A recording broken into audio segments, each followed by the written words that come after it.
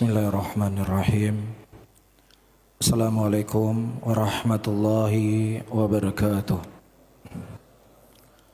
Alhamdulillah, saudara-saudaraku kaum muslimin dan kaum muslimat rahimani wa rahimakumullah. Al-Imam Ibnu Katsir rahimahullah, beliau menyebutkan satu kaidah penting ketika beliau menafsirkan surat Al-Ahqaf ayat ke-11, "Lau kana khairan lasabaquna ilaih." Kalau seandainya itu merupakan kebaikan, maka sahabat Rasulullah sallallahu alaihi wasallam pasti akan berada di barisan yang paling terdepan di dalam mempraktekkan kebaikan itu sendiri. Dari kaidah ini ada beberapa pelajaran yang hendak kita bahas di malam hari ini. Yang pertama, kebaikan. Apa itu kebaikan? Tentunya sesuatu yang disebut baik adalah apa yang dianggap baik oleh Allah Subhanahu wa taala dan apa yang dianggap baik oleh Rasulullah sallallahu alaihi wasallam. Sehingga semua jalan-jalan kebaikan yang akan mengantarkan seseorang ke dalam surga dan akan memberikan ketenangan dalam hidupnya di dunia ini, maka semuanya telah dijelaskan, diterangkan oleh Allah Subhanahu wa taala. Itu sebagaimana Allah sebutkan di dalam Al-Qur'an, "Al-yauma akmaltu lakum dinakum wa atmamtu 'alaikum ni'mati wa raditu lakumul Islam madina." Pada hari ini kata Allah, aku telah menyempurnakan agama untuk kalian dan aku telah menyempurnakan nikmatku dan aku telah ridho Islam sebagai agama kalian. Sehingga apa saja yang dibutuhkan oleh manusia, yang menjauhkan mereka dari neraka dan bisa menenangkan kehidupan mereka di dunia ini, semuanya termasuk dalam ayat yang kita baca tadi. Dan juga disebutkan oleh Rasulullah sallallahu alaihi wasallam sebagaimana datang hadis dari Abdullah bin Amr bin As yang dikeluarkan oleh Imam Muslim. Rasulullah sallallahu alaihi wasallam mengatakan, "Ma ba'atsallahu min nabiyyin." Tidak ada nabi yang diutus oleh Allah Subhanahu wa taala kecuali nabi tersebut telah menunjuki seluruh jalan kebaikan yang diketahui kepada umatnya.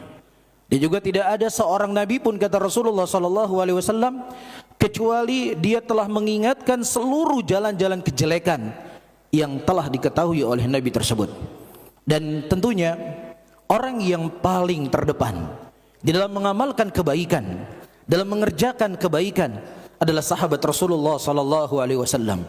Sebaik apapun pengorbanan kita hari ini, para hadirin yang dimuliakan oleh Allah, itu tidak bisa mendandingi kebaikan yang telah dilakukan oleh para sahabat Nabi sallallahu alaihi wasallam. Mereka berhijrah dari kota Mekah menuju Madinah, meninggalkan keluarganya, meninggalkan hartanya, meninggalkan pekerjaannya, meninggalkan kampung halamannya, hanya sekedar untuk menjalankan perintah Allah Subhanahu wa taala dan menjalankan perintah Nabi Muhammad sallallahu alaihi wasallam. Bukan hanya itu, nyawa pun mereka siap pertaruhkan untuk membela kehormatan Nabi sallallahu alaihi wasallam. Ketika Abu Bakar Siddiq radhiyallahu taala anhu berjalan bersama Nabi sallallahu alaihi wasallam berhijrah dari kota Mekah menuju Madinah, kemudian Rasulullah melihat ketidaktenangan Abu Bakar Siddiq radhiyallahu taala anhu. Dan kemudian Nabi berkata kepada Abu Bakar, "Ya Abu Bakar, berjalanlah di sampingku." Kemudian Abu Bakar berkata, "Ya Rasulullah, aku khawatir ada orang yang akan memanah engkau ya Rasulullah. Kalau seandainya ada orang memanah, biarkan aku yang kena ya Rasulullah selama engkau bisa selamat." Demikian juga disebutkan dari seorang wanita yang dia memiliki putra-putra dan suaminya dan saudara laki-lakinya semuanya ikut dalam peperangan dan seluruhnya gugur di jalan Allah Subhanahu wa taala. Setelah datang khabar bahwasanya seluruh keluarganya meninggal di medan peperangan pada waktu itu, dia bertanya cuma satu soal yang dia tanya, bagaimana kondisi Nabi sallallahu alaihi wasallam? Apakah Nabi sallallahu alaihi wasallam masih hidup? Kemudian ditunjukin itu Rasulullah sallallahu alaihi wasallam, Rasulullah masih hidup. Kata beliau, iya, selama Nabi sallallahu alaihi wasallam masih hidup dan selamat, apapun ujian dan cobaan itu kecil, kata beliau. Allahu Akbar. Ini secuil dari kisah kehebatan para sahabat Nabi sallallahu alaihi wasallam dalam mencintai Nabi Muhammad sallallahu alaihi wasallam. Kemudian perkara yang kedua, kaidah yang disebutkan oleh Ibnu Katsir rahimahullah, "Lau kana khairan lasabaquna ilaih." Kalau seandainya itu merupakan kebaikan, maka mereka berada di garda yang paling terdepan dalam melakukan kebaikan tersebut. Kaidah ini dikuatkan dari ayat-ayat yang sangat banyak dan hadis-hadis Rasulullah sallallahu alaihi wasallam. Di antaranya kata Allah Subhanahu wa taala, "Was-sabiqunal awwalun minal muhajirin wal ansar walladzina ittaba'uhum bi ihsan radhiyallahu anhum wa radu'an." Dan orang-orang terdahulu dari kalangan muhajirin dan orang-orang ansar dan yang mengikuti mereka dengan cara yang baik, Allah telah ridha kepada mereka dan mereka telah ridha kepada Allah Subhanahu wa taala. Hari ini seseorang bisa saja kelihatan baik, kelihatan taat di hadapan manusia, tapi di hatinya dia termasuk orang yang paling fajir kepada Allah Subhanahu wa taala. Tapi khabar dari langit mengkhabarkan Allah Subhanahu wa taala telah ridha kepada mereka, yang menunjukkan bahwasannya apa yang nampak dari mereka, demikianlah yang tersembunyi dalam hati mereka. Tidak ada beda kondisi amalan badan mereka dengan apa yang ada dalam hati mereka. Bahkan Allah Subhanahu wa taala menjadikan sebab seseorang mendapatkan hidayah ketika mereka berjalan di atas jalannya para sahabat Nabi sallallahu alaihi wasallam. Allah mengatakan dalam ayatnya, "Fa in amanu bimithli ma amantum bihi faqad ihtadaw." Kalau seandainya mereka beriman sebagaimana imannya kalian wahai para sahabat, niscaya mereka akan mendapatkan petunjuk. Dan juga Allah Subhanahu wa taala menyebutkan dalam ayat yang lain ancaman bagi orang-orang yang mereka berjalan selain daripada jalannya sahabat Nabi sallallahu alaihi wasallam. "Wa may yushakkikir rasul min ba'di ma tabayyana lahul huda wa yattabi' ghayra sabilil mu'minin nuwallihi ma tawalla wa nuslihi jahannam wa sa'at masira." Barang siapa yang seseorang durhaka kepada Rasul setelah datang kepadanya petunjuk dan mengikuti selain daripada jalannya kaum mukminin, kata Imam Syafi'i rahimahullah, mengikuti selain dari jalannya sahabat Nabi Muhammad sallallahu alaihi wasallam, kami palingkan mereka kemana mereka berpaling dan kami masukkan mereka ke dalam neraka jahanam, yang neraka jahanam itu merupakan sejelek-jelek tempat kembali.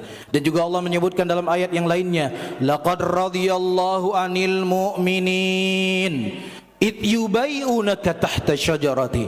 Dan sungguh telah Allah ridha kepada kaum mukminin ketika mereka membaitmu di sebuah pohon yang dikenal dengan Baiatur Ridwan. Rasulullah membaiat seluruh sahabatnya dan Allah nukilkan dan Allah puji mereka dalam Al-Quranul Karim. Dan ayat-ayat yang saya sebutkan tadi para hadirin dan hadirat kemuliaan para sahabat Nabi SAW itu tidak hanya berlaku ketika ayat ini turun, tidak hanya berlaku ketika Rasulullah SAW masih hidup, tapi ayat ini juga berlaku setelah meninggal Nabi Muhammad SAW dan sampai yaumul qiyamah. Sebagaimana Allah Subhanahu wa taala sebutkan dalam Al-Qur'an, "Walladzina ja'u min ba'dihim yaqulu rabbana ighfir lana wal ikhwanil ladzina sabaquna bil iman wa la taj'al fi qulubina ghillal ladzina amanu." Dan orang-orang yang datang setelah para sahabat Nabi SAW, dari para tabi'in, dari para tabi'ut tabi'in, dan dari ulama yang datang setelahnya, mereka berdoa, "Ya Allah, ya Allah, ampunilah orang-orang yang telah mendahului kami dari keimanan." Siapa mereka? Sahabat Nabi SAW. "Dan jangan engkau jadikan dalam hati kami sedikit pun kebencian kepada mereka."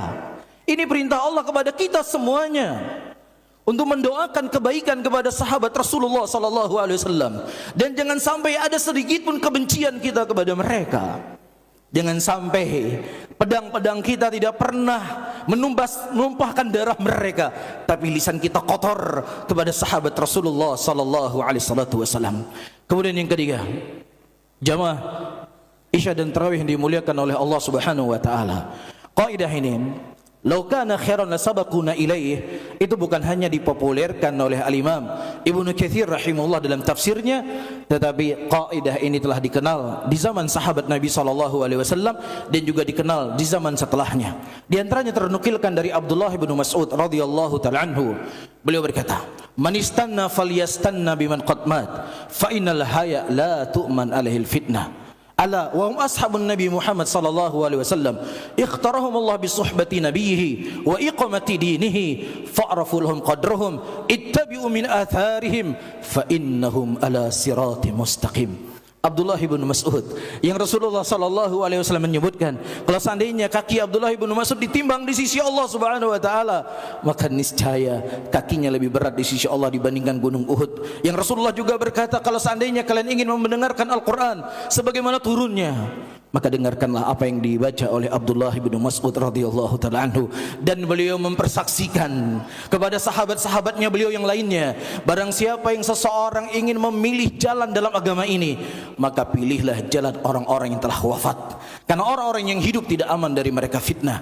Mereka adalah sahabat Nabi Muhammad sallallahu alaihi wasallam yang Allah telah memilih mereka untuk bersahabat dengan Rasulullah, yang Allah telah memilih mereka untuk menegakkan agama Allah Subhanahu wa taala.